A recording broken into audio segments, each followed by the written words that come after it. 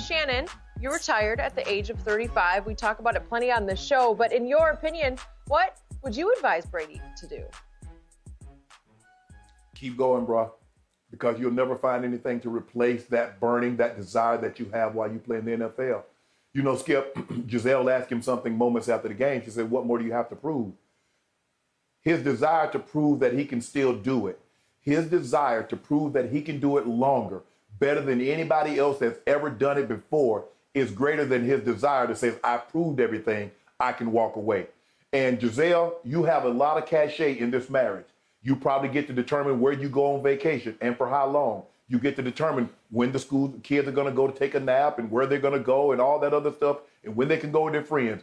But I'm afraid, Miss Bunchen, you're going to have to take a back seat on this one. Tom is not going to let anyone influence this decision. And I know you think you want him home.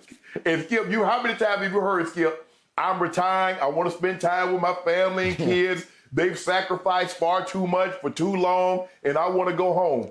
And 2 weeks after retirement, you hear the wife say, man, you need to get your butt up out of here. And he say, well, I was out of here, and you wanted me to come home, so I'm here now. Skip, let him play. Because if you force him to retire, what's going to happen is he's going to be resentful. Don't let anybody, when someone makes you do something that you don't want to do, even though it might be temporarily, you become resentful of that person. I didn't want to do this. So I would advise Tom, keep playing. As long as you can play at the level at which you're playing, don't walk away, because there's nothing that you can do after you walk away that can quench that thirst that football quenches. And so for me, I would tell him to keep playing. I don't really know if he has any hobbies outside of this, Skip. For me, I love working out, so that was my escape. Spending 2, 3, 4 hours at the gym, still working out, doing all those things. I don't think Tom is that type of workout warrior. No. So I don't really know what else he would do, Skip, that would quench that competitive fire that football does. I hear you, and I so agree. And I think about you. You were pretty much forced to stop playing professional football at age 35 because your body was starting to betray you, and you were just getting sick and tired of how hard it was to prepare for games by having to sit through meeting after meeting after meeting. Yet, the great thing about Shannon Sharpe, the man I know, is you got to do what I believe you were born to do, which is play pro football at the highest level. But the sad part of that is your life's work ended when you were 35. You were just coming into your own as a man. You're only 35 years of age, and it's over. What you're born to do, you can't do it anymore. And I am so thankful for you that you did have the gift of gab, so you were able to segue right into sports broadcasting. And if you couldn't play football, you could dissect football. You could talk about it. You could break it down. You could sort of hold it in your mental hands and say, well, it's still this and it's still that. And it gives you a little bit of connection on Mondays to say, I feel a little bit of what happened on Sunday. And Skip, CBS allowed me to go out and do interviews. So I got an opportunity. Sometimes I could go watch practice. I could go sit down and talk to the guys. The guys would ask me, okay, what was it like in this situation? And you were trying to win a championship. So I felt I was still close to the game, even though I wasn't playing in the game. See, Tom is not a guy, Skip. Tom is not going to be Tony Romo. He's not going to be Troy Aikman. Tom Brady ain't looking to get no TV gig, because you know in these gigs, Skip, you got to be critical of players, of coaches. And I don't think I think that's one of the main things, one of the reasons that Peyton hasn't taken one of these jobs. Because you got to be critical sometimes. You got to say, you know what? That was a bad decision. That was the wrong read. That was a blown call by the coach. He shouldn't have. And so I don't know where Tom goes, Skip. If he doesn't play football, what do you see Tom doing, Skip? There's only so many rounds of golf that you can play in a day. Bingo. He loves to play a little bit of off-season golf, but it's not going to scratch that itch. I don't see him being a coach. I don't know for sure. Maybe like a physical fitness or like a guru, like he'll continue the TB12 method of how to sustain your life, how to make your life better. But quick aside, our friend, our man, Eric Dickerson, that we often have on the show here, we call him the Rambassador. I had the privilege and honor last week, Shannon, of reading an advanced copy of Eric's new book, his autobiography about his life and into the Pro Football Hall of Fame alongside you. I consider him the best running back and the greatest running back in football.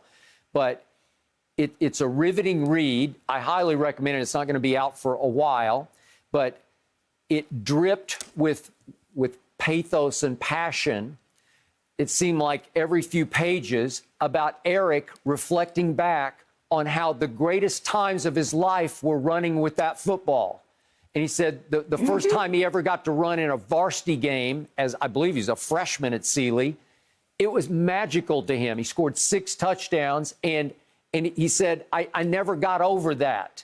And if he could snap his fingers and go back to it today, he'd sacrifice everything to be able to go back and carry the football under the brightest lights of the National Football League. It's who he was, and it hurt my heart to read it because, man, and I'm not saying he's living in the past, but he just misses the hell out of it. So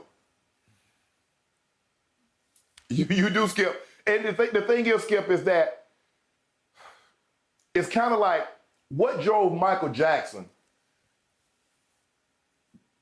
was because, Skip, he tried to make another Thriller. He tried to make another album. He didn't realize, bro, you just made the greatest album. Not a compilation where people put their hits together. This was one album. That's what Thriller was. And he said, well, I can make another one. And it drove him. Tom Brady is still driving, trying to get Super Bowl, Skip, because that feeling, that high for him, yes, Skip, he loves winning games. But that high that you get from winning the Super Bowl, because you get to look from the mountaintop and look down at all the teams that you conquer, that laying in wait, and you like, I'm here. Yep. And you love that feeling. And you heard what he did, Skip. What, a couple of days after he had won, he was back training again.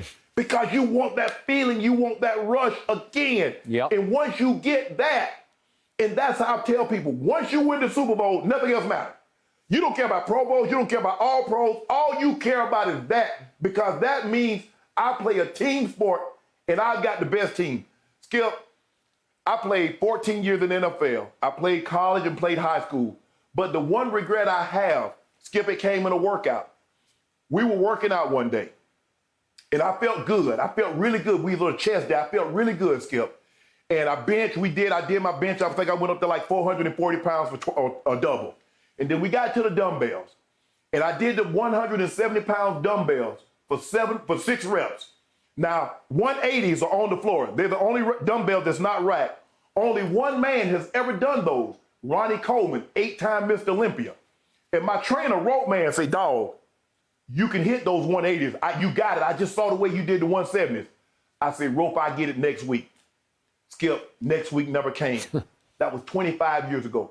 That's the regret that I have. So I want Tom Brady to keep playing because I don't want him to have that regret that, you know what, I could have played another year. I could have played another 2 years. I might have could have won. Because, Skip, what do we look back and say? Michael Jordan, had he played those 8 consecutive years, they might have won 8 straight titles. Yep. I tell you what's not going to happen. Tom Brady ain't going to have that. Tom Brady's going to empty the tank. When they say he gonna drive this car till the wheels fall off, till the wheels fall off, the engine drops out, the steering wheel comes off the column, there's going to be nothing but a shell of a car when Tom Brady leaves. That's when you know he's going to know it's over, because everybody else, it seems to me, Skip, that's when he's going to know that it's over. So for me, Tom, keep playing, bro. You're having too much fun. You enjoy everything. Skip, I believe he enjoyed the other aspects. See, for me, Skip, I love playing in the game, but I didn't like the meetings. Nope. I didn't want to be there. I heard it all. I'm trying to figure out how can Tom go 20 years, hear the same terminology, and still have a burning passion to hear it over again. Yep. Damn. How many times you got to hear doctors hear a nursery rhyme before you like, I don't want to hear that one no more. Skip, even kids hearing bedtime stories. You got to change it up for them. Tom has heard the same bedtime story basically for 20 years and say, you know what, read it to me again, Mom. Read it to me again, Dad. I hear you. I've never seen anything like it, Skip. I've never seen anything like Tom Brady. The desire that he has to continue to play a game. Not to play, but Skip, it's the outside stuff that takes the toll on you because in the game is secondary, it's just reactionary. But to prepare. Yeah. So, in conclusion, allow me to bring this down to my little level and tell you that even last night, I happened to be talking to a reporter who was interviewing me and asked me, hey, have you thought about retirement? And I told him that R word is not in my vocabulary. I don't ever think about it because I still leap out of bed at 2 o'clock in the morning, LA time, to compete with you. I'm still on fire for doing this show and everything involved in it on FS1. And it's hard to explain, but I feel like my spirit is still 20 years old. And I was blessed with, I'm going to knock on wood, health, and with your fanatical passion for fitness, physical fitness. So I got that going for me. And I'd like to think I'm in a maybe better shape than a lot of 20-year-olds are. And well, so, you're definitely in better shape. So in the end, why would I want to stop? And he said, well, you've made your money. No, I don't care about the money. I don't care about anything. I care about doing this with you every day. And I hope there's no end in sight. Thank you, God. Skip, I get the same question asking me about you. They're like, well, how long you think Skip's going to do this? I say, how long can he breathe? Yeah. How long can he talk? That's a good answer. I said, he got a partner that she understands that next to her, this is his greatest passion. And so she allows him to immerse himself in that passion. And so as long as he is breathing and talking, he's going to be doing this. I said, what you think, he going to retire next year? I said, he's not retiring anytime.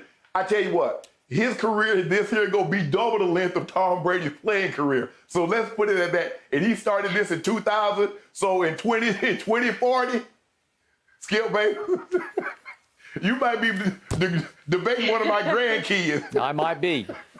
Thank you for watching. You can subscribe here to get the latest from the show, and be sure to check out more of the best clips from Undisputed, or go watch a few other segments from our other shows on FS1.